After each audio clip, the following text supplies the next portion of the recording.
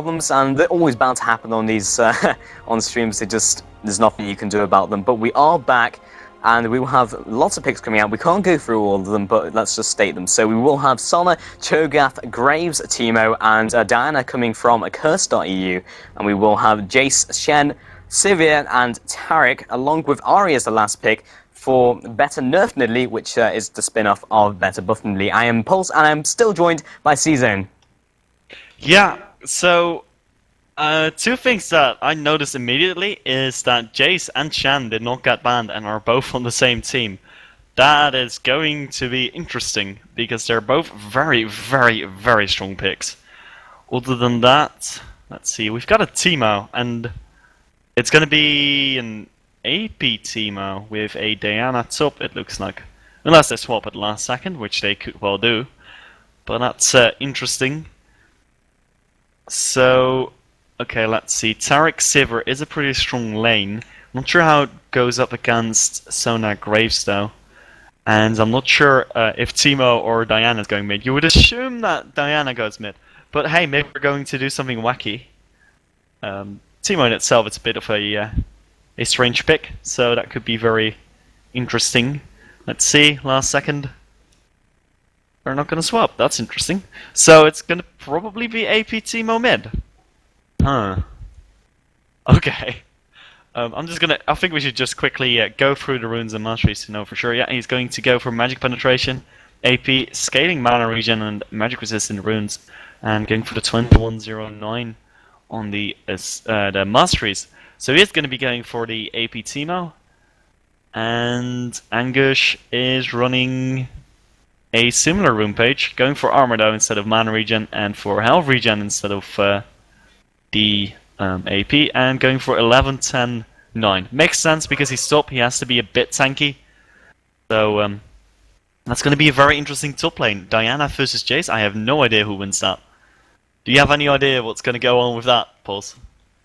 Yeah, it's a very interesting matchup, as you stated. Generally, we see Diana, if we see her at all, we will see her mid. Sometimes we see her jungle, but she's kind of outclassed. She's supposed to be like an assassin, but her ganking ability pre-6 is only really based around that Moonfall anyway. When she gets 6, she's got massive initiation, which is really reliant on landing that skill shot. True with a lot of junglers, but there are some more reliable junglers. And with Cho'Gath, that level 1 or level 2 ganks with that rupture is absolutely insane, very difficult to stop. But anyway, guys, we're going to jump to a quick commercial break, and when we get back, we will be in game between Curse and Better Nerf Nidalee. Stay tuned.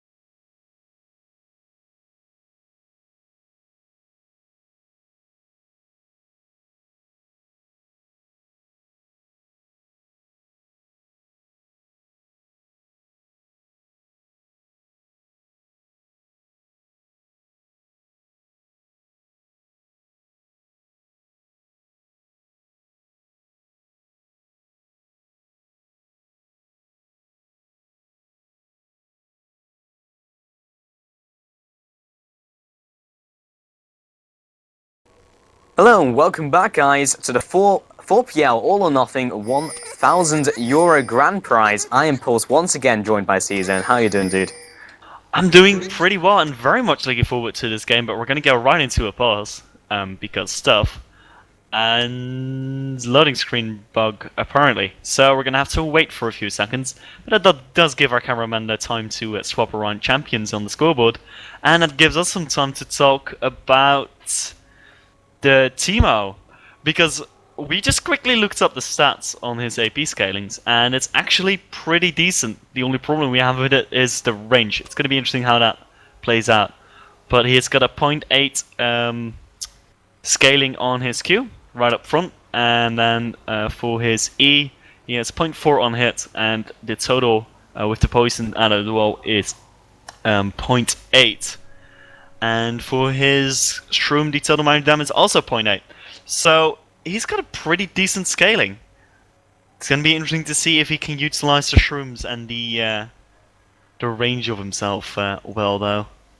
Yeah, like, obviously, some of the main issues with Teemo as a character in general is the range. Like, if you play him Bruiser, then he's just got too short of a range really to do much. Generally, people are like, oh, well, he does well against Darius, but that's, like, it. Teemo has poke and he's super annoying as, like, a lane bully, but that's kind of as far as it goes. AP Teemo is kind of interesting. Like, Season 1, we did actually see Sushi play it quite a lot, going with that death count, going into the Lich Bane, and just two-shotting fools all day. As an AD carry, again, you've got the range issue. I think his basic attack range is around 500, so that's about ironically, one Teemo less, which is 50 range, than a normal AD carry. He does, however, outrange Sivir, so maybe that was a kind of prediction move because they had the Taric, the Sivir lane super strong. Then again, we're also discussing the fact she has a spell shield, so she can block the blind potentially. Probably going to max that. Actually, could max the toxic shot now that it's gotten the buff. And we should probably look for the time sync there, Season, if you want to go ahead and sync up the times. I am just gonna go jump to live, to be honest. But okay. So yeah, jumping back to the Teemo, we were saying you can place those streams ahead of time. Again, these can be countered by oracles, but if you have them in the bushes, etc., they're very hard to stop. So be a very interesting matchup. We'll just see how it goes. Oh, the Dazzle comes out, but he quick draws away. It's gonna get taunted though. So much damage coming out on low pro, just going down immediately. That was well done by Brooklyn, I have to say. Yeah, like, he just goes out with the Dazzle. Low Pro actually increases the distance with Quick Draw, actually increasing the length of Dazzle. The longer the range increases the stun duration up to a cap of 2. Of the shorter range means a shorter stun, and he actually just put himself in a worse position by doing so, and he's completely locked down by the Shen Taunt, so there was absolutely no way he could get out of that with the flash chaining from the Quick Draw. So, what you gonna do? First Quick Blood to better nerf Nidalee. I'm definitely going to get that messed up with best Muff Nidalee some point into this game. Yeah, what's interesting though, I don't know if he jigged the right way. I think he should have gone to the bottom so that he could break line of sight. But hey, what happens happens, and it's going to be an Ahri with a First Blood as the amplifying tome already. That's going to be really annoying to lane against. And interestingly enough, Xelos is going to be going for his blue first, so that means he wants to go for that early level or the early top gank. He's also going to get a leash without smite, so he's definitely going to rush for that top. And Meluna doing the same thing with the speakers. That's something nice about that skin. Still prefer Gentleman Chugov though. So much damage on Spirit of Mage. Wow, that's interesting. A lot of damage on Extinct too though. Yeah, he has a lot of early poke, and it's quite difficult to avoid, obviously, because it's changed to the auto attack. And I just wanted to correct myself, just being informed that it was always a 1.5 stun, so I was completely wrong about that. But even so, he's completely locked down. The flash goes out by Extinct, getting out of the way of the Shadow Dash. But at least that is a flash exhausted. Cho'Gath coming inside as well from Meluno. Has got that red buff, looking to land this Rupture. And Cho'Gath ganks are always really based around that Rupture. If he can land Rupture, then they can really do something to follow up.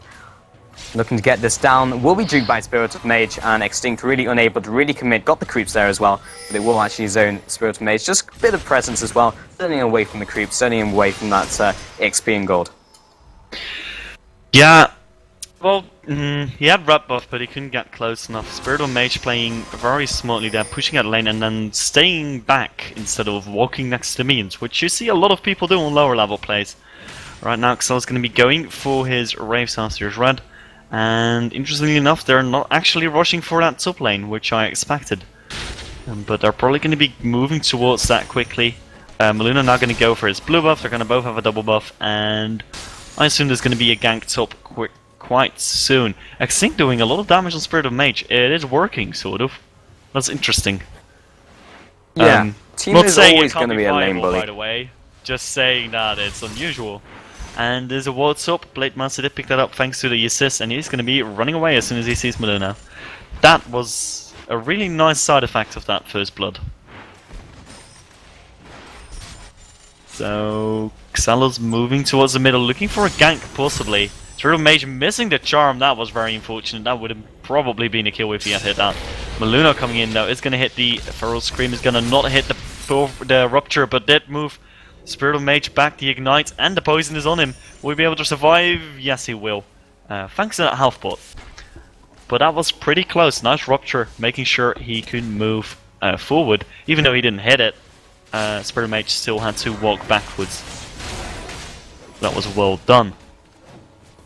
Yeah, right now at top, I'm just taking a little look at it, and Blade Master right on that Jace is usually, again, one of those sorts of lane bullies. I can go in with the 2 disguise, then with the Thundering Blow, and it's kind of unavoidable harass, especially with someone who doesn't have a gap closer. Anguish could potentially follow with the Moonfall as well, but at the moment he's really not able to do anything. Blade Master is kind of running out of mana though. I think they did a hotfix, so Thundering Blow actually scales with mana now, so it actually has to build some sort of mana instead of just constantly being able to throw it out.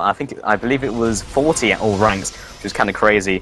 But as soon as Jace was released, everyone thought he was really weak, but it really does scale skill. Meanwhile, mid, Spirit of Mage actually doing a massive amount of damage. Xing kind of just running around in circles trying to juke the Shadow Dash, jukes it, but unfortunately just took way too much damage from Spirit of Mage, unable to really do anything about that.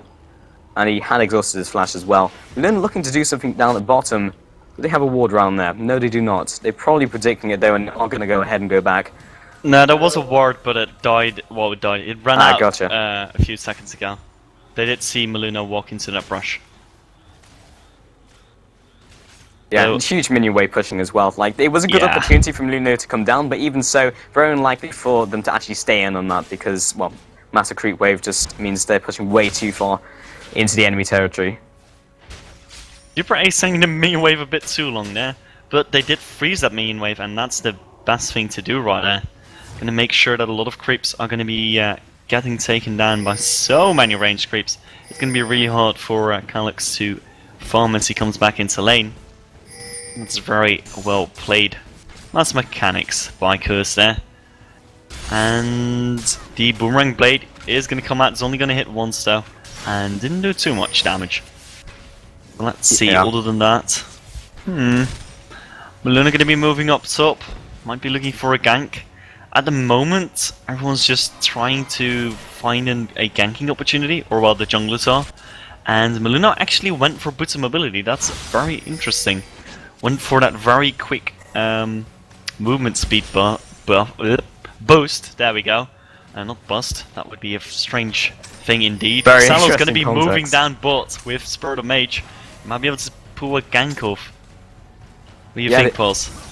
I'd be surprised. I mean, it's going to be a 4-man dive very early on into the game. Not sure if they can tank it just yet. I mean, Chen does lack that ultimate, but he should be good to go. They do have the ward there, so they are actually going to back off. Very little they can do. This early on, when they're going for a dive, they really just need the element of surprise. So just go in with surgical precision and actually take them down. Otherwise, it can get extremely messy.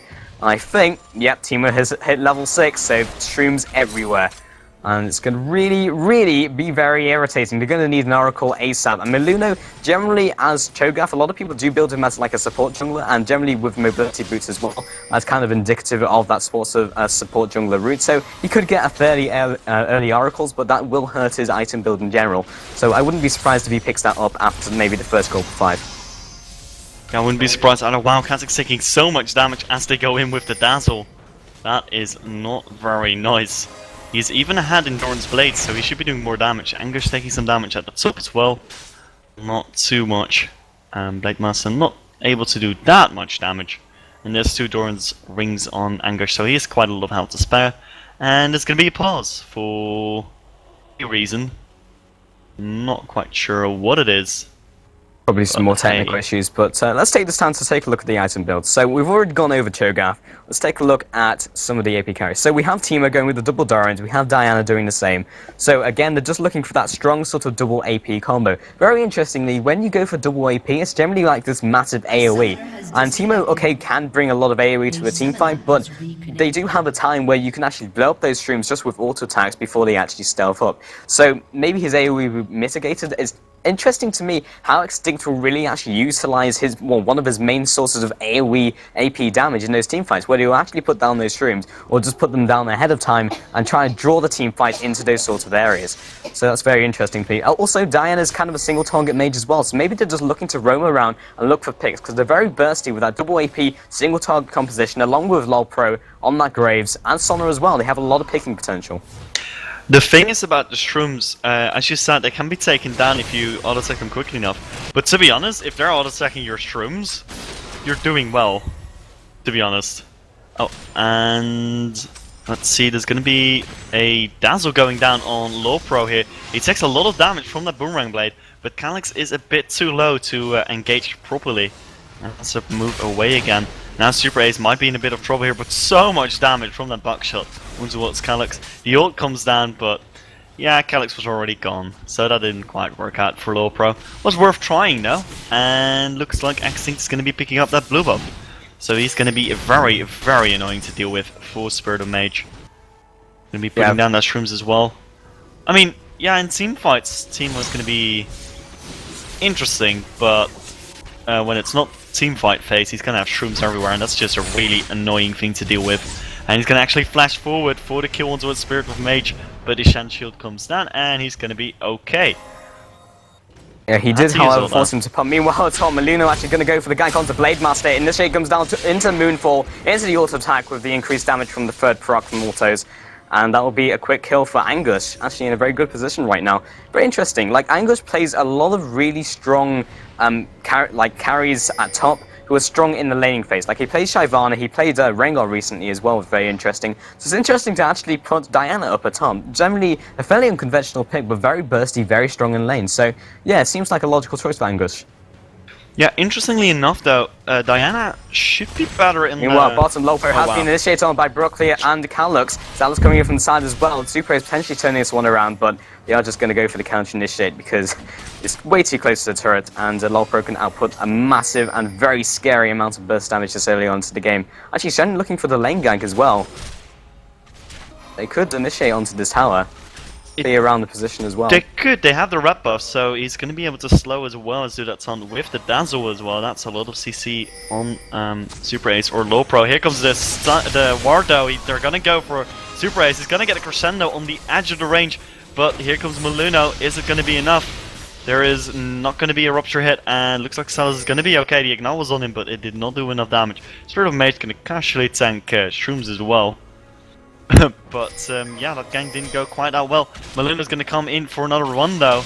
He has the boost of mobility, so he's really quick, and he's going to be going for Brook Lee. Brook Lee had to walk back because of the rupture, and he's going to pick up Xala's. Great collateral damage coming out from Low Pro. That was really well done there.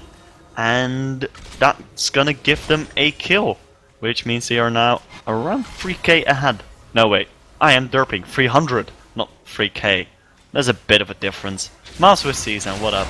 He also got the wrap off, so that's really good for him. He's going to do a lot of damage with that ontowards Calyx. Calyx is going to turn around with the Dazzle from Brook Lee, but not going to be able to do too much damage to Low Pro.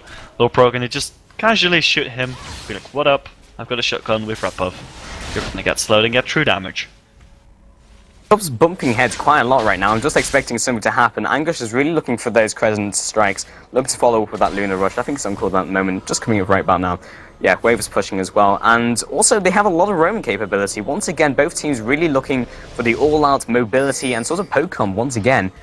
And Spirit of Mage potentially in a dodgy position. Angush coming in from the north, Extinct also pushing up as well. Lunar Rush goes down, looking for the Moonfall. Pale Cascade goes down as well. Zealous also around the area, flashes over the wall. Huge flash. Didn't even know you could flash over that wall, that was crazy.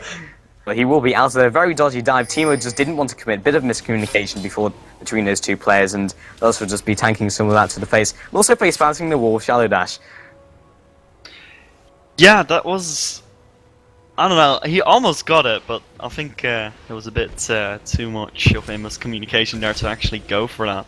And looks like we've got Cage lucky pick on both APs for Curse, and I'm very interested in what boots that Timo is going to pick up.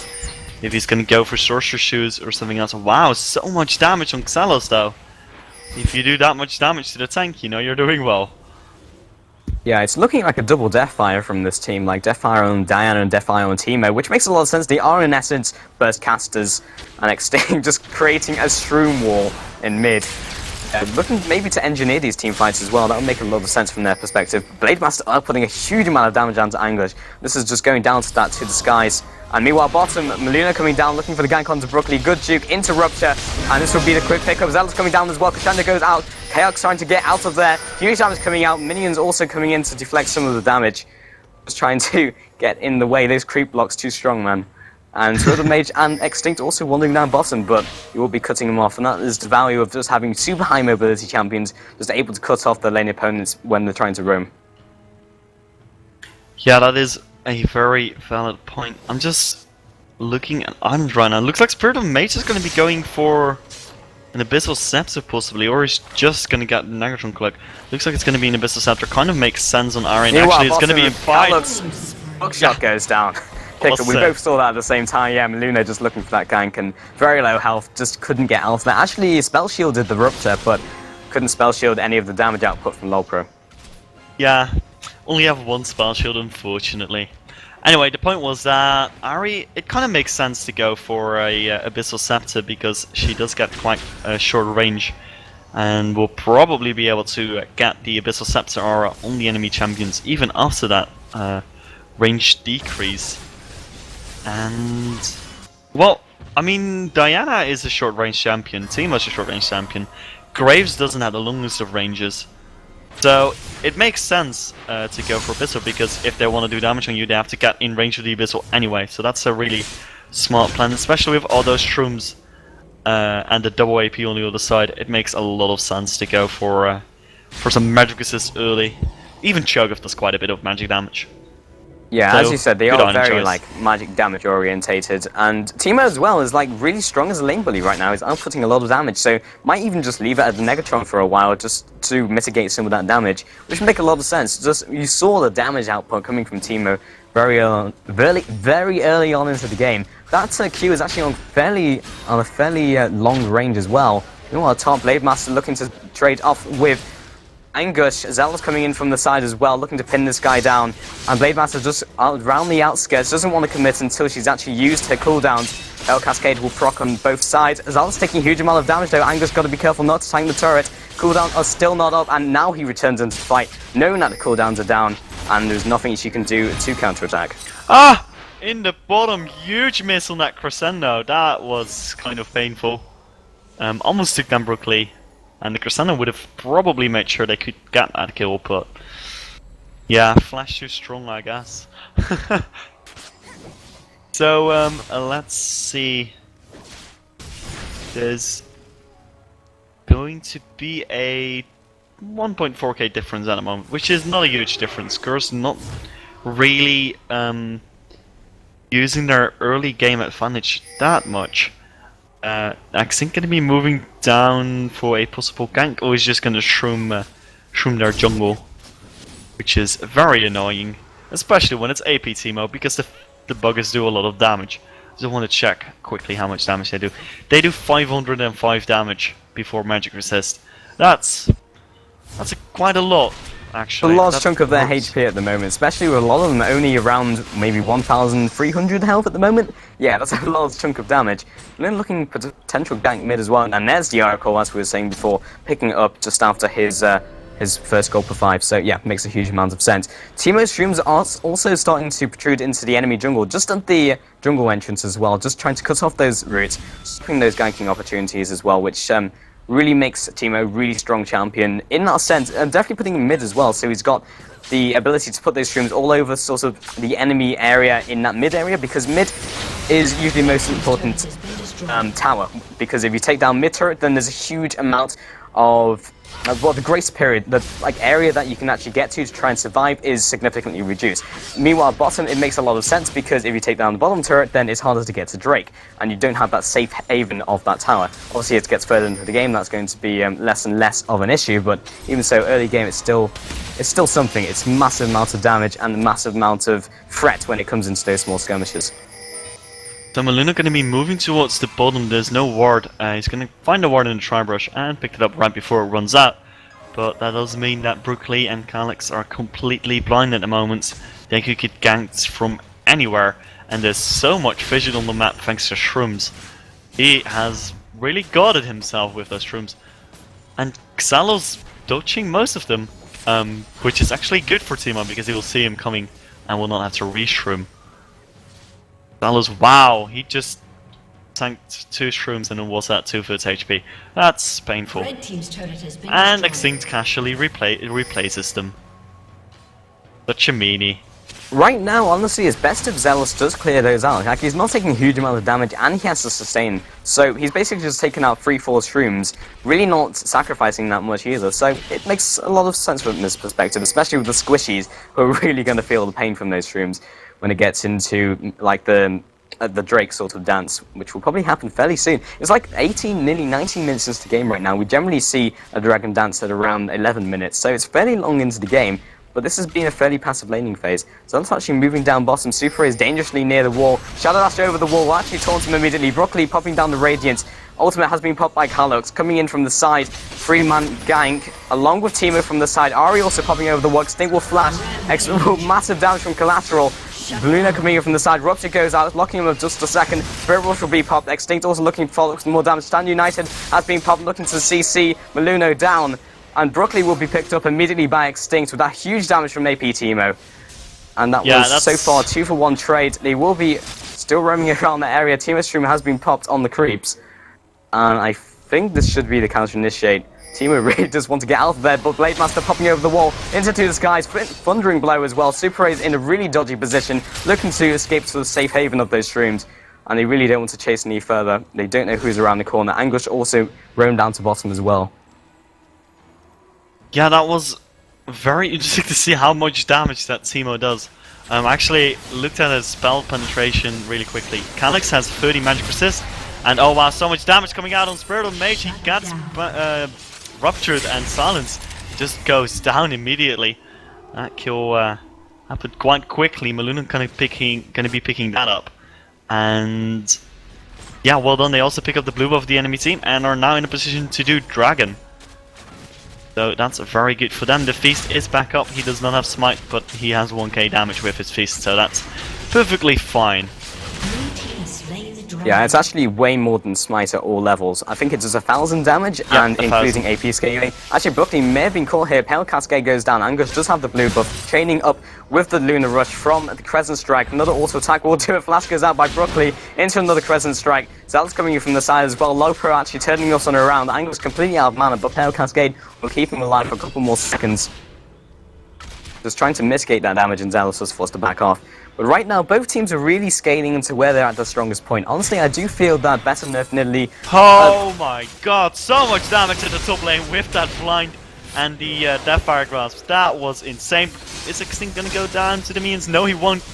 Survives with 30 HP. That was quite close. Put a Shroom in, not a Shroomo. That'd be kind of weird. Just combining the skills and his name. He's a Streamo. What up? But, yeah, doing so much damage. And as I said before, he has a little spell penetration. On Sivir, he actually does true damage. Well, okay, actually, meanwhile, Spirit Mage looking out the Spirit Rush. Angus taking a huge amount of damage, looking for the Pale Cascade. Immediately popped from the Moonfall, actually jumping off with Lunar Rush as well. 1-for-1 trade. Super Racer support left a duo or solo against that Zelos, but he will be out of there. And did another kill go down? No. Someone flashed up red, but I think that was actually Zelos. But yeah, oh wow, Brooklyn finding Lowpro here. Lowpro might be in a bad spot. He's actually going to turn around towards Brooklyn. Does so much damage. He's going to quick draw away as soon as the Boomerang Blade comes out. Ah, that was cheeky. Is he going to be going for this again with Super Ace? Super Ace does not have his ultimate up, so they probably shouldn't. He's just trying to bait them into the streams. He wanted them to commit and for Sivir to follow after. But Melina coming in from the side as well. He will be spotted. Looking for the rupture. Silence goes down so he can't get the spell shield. Nice juke by Kalux. Going around the terrain as well. He will be good to go and will be clearing up those wards as well. Before I was really interrupted by that fight at top, both teams are actually going into the phase where they're strongest in that mid game. Honestly, I do think, why are you fighting all the time? Okay, Extinct also in the enemy jungle. Deathfire Grasp as well, bringing him down to 50% HP. Ward goes out as well. Blade Master also looking to follow up. Shock Blast will go down into the skies, granting that vision. Extinct, he's probably just going to wait in that bush for his stealth. Yeah, and they're not even going to try and attempt to follow him. Yeah. Chasing Team was a lot like chasing Singed. If he has shrooms up, don't do it, especially if it's AP Teemo.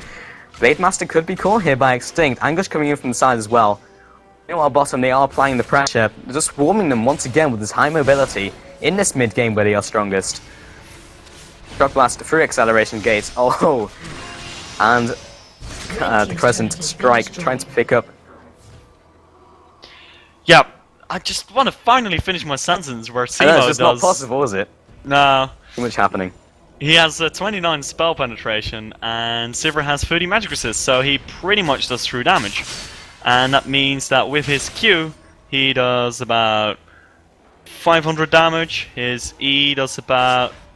Let's see... I can't do that on top of my head, but quite a lot of damage.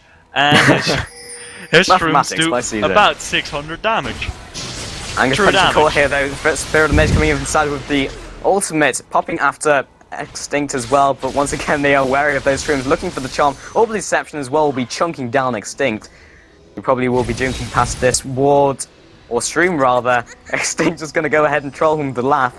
Spirit of the Mage is out of those charges, doesn't have the flash either, and he is good to go. Yeah, that laugh kind of made him win that trade, I'll say. Pretty much. Melina going to be pushing down the middle. He is freaking huge at the moment. He has an Age of the Legion as well. Lopro also chasing down Kalux, forcing the flash as well. Another flash goes down into the heel. Lopro looking to finish this guy off. Another ult attack will do it. Broccoli coming in from the side. But he will be stunning him outside of turret range. And now he really has to be careful. Mage coming in from the north though. Could get the charm off. Foxfires goes down. Into collateral damage, picking up 2 kills. Looking to trade off Spirit of the Mage. Juking it around. Stutter step.